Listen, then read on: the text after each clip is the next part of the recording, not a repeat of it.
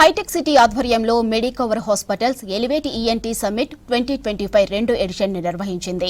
Tea hub లో 2 రోజుల పాటు జరిగే ఈ సదస్సులో rhinology and skull base surgery fundamentals to the frontier అనే అంశాలపై చర్చించారు.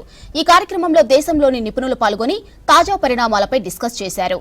ఎలివేట్ ఈఎన్టీ మెడికల్ సమ్మిట్లు వైద్యులకు అకాడమిక్ పరిజ్ఞానం అందించడమే కాకుండా రోగులకు కూడా ఉపయోగకరమైన ఫలితాలు అందించడంలో కీలక పాత్ర పోషిస్తాయని తెలిపారు నిర్వాహకులు. ఇక సమ్మిట్ లో డిడాక్టిక్ లెక్చరర్లు కీలక ప్రసంగాలు, సింపోసియా, ఇంటరాక్టివ్ డిస్కషన్స్ జరిగాయి.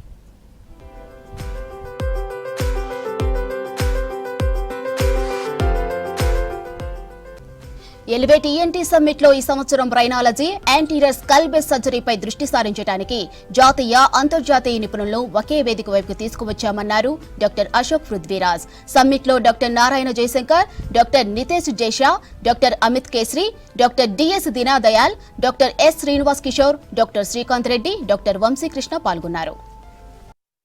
అశోక్ పృథ్వీరాజ్, నేను మెడికవర్లో కన్సల్టెంట్ ఈఎన్టీ సర్జన్. మన మెడికవర్ తరపు నుంచి మేము ఒక national and international wide conference organise చేస్తున్నాం, ఈఎన్టీ కాన్ఫరెన్స్. అంటే ఇదంతా కూడా ఏంటంటే మెయిన్లీ నోస్ రిలేటెడ్ ప్రాబ్లమ్స్ అనమాట. అంటే దీన్ని రైనాలజీ అంటాం.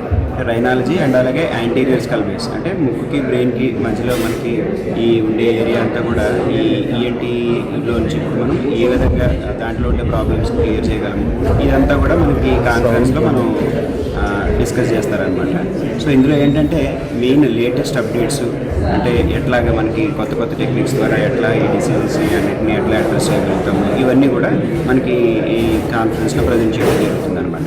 సో ఇది ఆల్రెడీ మనం లాస్ట్ ఇయర్ 2024లో స్టార్ట్ చేసాము. ఫస్ట్ పార్ట్ అయ్యింది. This is now again it was a very successful workshop.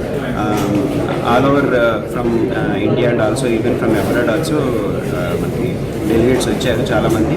So ఇప్పుడు కూడా మనము సెకండ్ పార్ట్ ఇందులో ఈ 2025లో కండక్ట్ చేస్తున్నాం. సో ఇందులో కూడా ఏంటంటే మొత్తం మెయిన్లో ఎక్కువగా మనం ఫోకస్ చేసేది ఏంటంటే లేటెస్ట్ అడ్వాన్సెస్ మీద, అంటే మనం ఇంకా బెటర్గా రిజల్ట్స్కి ఇవ్వడానికి ఎట్లాగ మనము ట్రీట్మెంట్ ఆస్పెక్ట్స్ అన్నింటినీ ఎట్లా ఇంప్రూవ్ చేయొచ్చు, ఇవన్నీ కూడా మనకి ఈ కాన్ఫరెన్స్లో అందరూ కూడా ప్రజెంట్ చేయడం.